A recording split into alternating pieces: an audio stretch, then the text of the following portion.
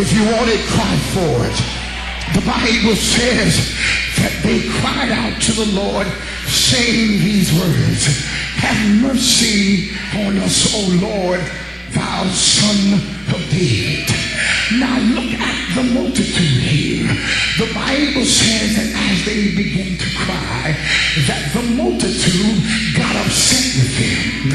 The multitude, the Bible says, began to rebuke them.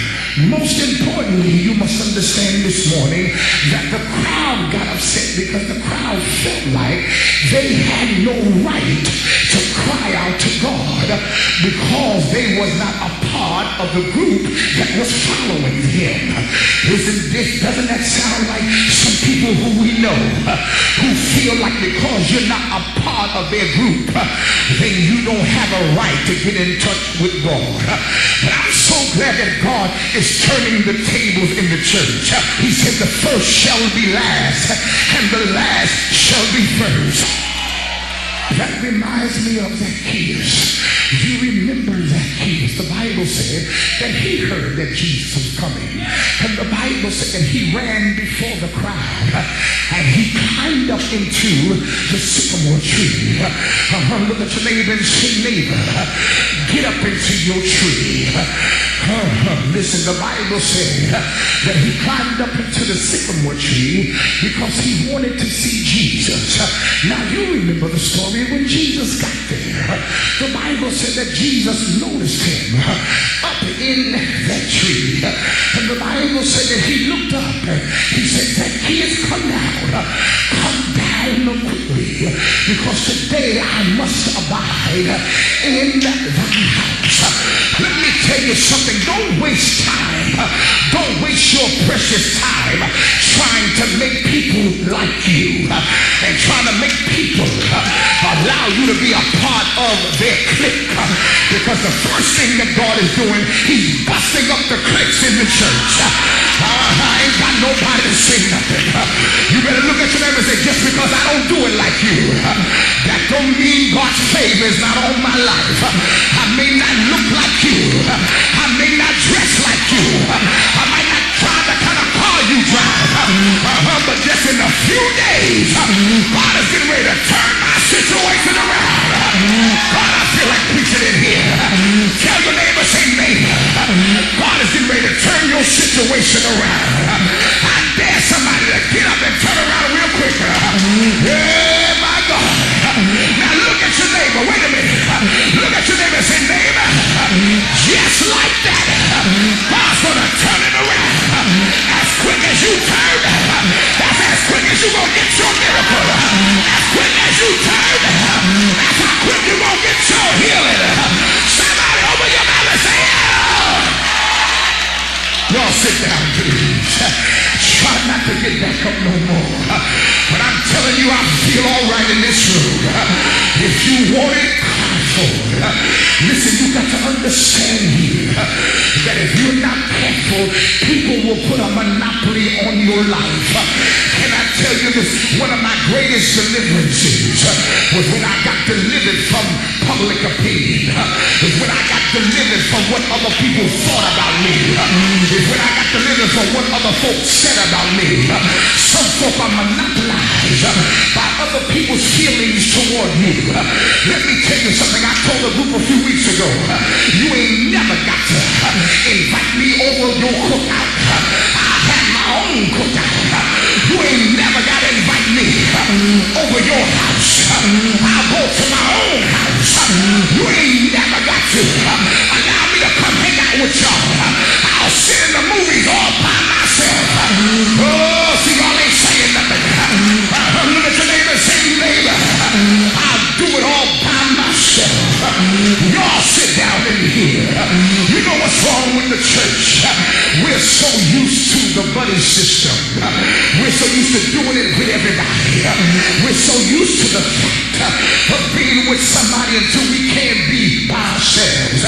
Some folk are depressed right now because you don't have no man to go home to. Shame on you. Some of you are men right now because you ain't got no woman to go home to. Shame on you. You can have the whole wide world, but I'll take Jesus from mine. You know what I found out? Sometimes when you're by yourself, God will teach you how to love yourself. Yeah, my God. So you don't want to sit here mad because you're not with nobody. Shake your head and tell somebody, I'm learning how to love me. Some of y'all been the loudest one since we've been up in here this morning. You've been clapping, jumping. You've been screaming, hollering. Some folk probably been rolling their eyes, sucking their teeth at you, saying, I wish she shut up. I wish she sit down. But they don't know like you know. Oh my God. Tell your neighbor, say, you don't know. You don't know how far I came from. Do it again. Point at somebody and say, you don't know. The Lord brought me from way back there. I dare you to turn around. Look back. Now look in front of you and say, I came from way back there. They said I wasn't going to make it. They said I wasn't going to last. They said I couldn't live. They said I was going to lose my mind. But when I think of the goodness of Jesus, He kept me in my right mind. I'm not supposed to be alive today, but they that wait upon the Lord shall renew their strength. The Bible says that the crowd got upset with them. Can I tell you something this morning? Somebody is upset with you right now. Somebody is mad at you right now. And if you don't know who's mad, I come to tell you who's mad. Forget about your neighbor right now. There's an enemy against your soul, and he's upset with you right now. And I know some of you are mad at your neighbor, but let me tell you something. Forget about your neighbor, because the Bible says that we wrestle not against flesh and blood. So it's not your neighbor, it is not your brother on the left and your sister on the right that you should be fighting. You gotta fight the devil of your soul. He's mad at what God has already done. He's mad at what he's doing, and most importantly, he's mad at what he's getting ready to do. But I need somebody to get excited about what's getting ready to take place in your life. If you want it, what you gonna do? Now, this is what we're gonna do. We're gonna cry in here until everything we need is gonna come to us today. You gotta run. You gotta shout. You're gonna leap.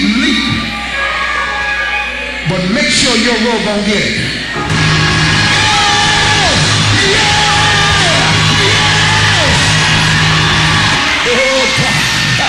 Yes, Lord. Do me a favor.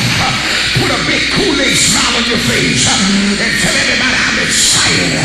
Because God is getting ready to do some things for me. And if I sit here